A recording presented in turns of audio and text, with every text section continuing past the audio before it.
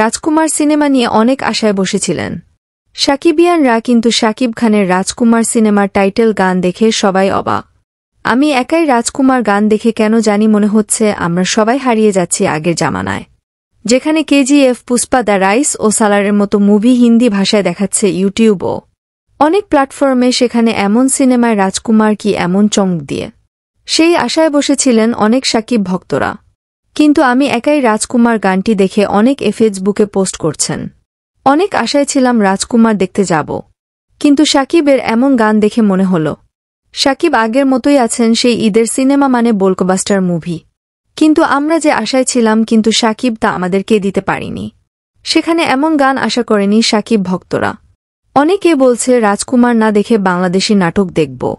তো সব কল্পনা সমালোচনা বাদ দিয়ে দেখি বাংলার কিং শাকিব খান কি নতুন চমক দেখায়, সেই আশায় রইল শাকিবের কিছু ভক্ত। তো ভিউয়ার্স, আপনারা কে কে শাকিবের রাজকুমার সিনেমা দেখার আশায় বসে আছেন অবশ্যই কমেন্ট করে জানাতে ভুলবেন না।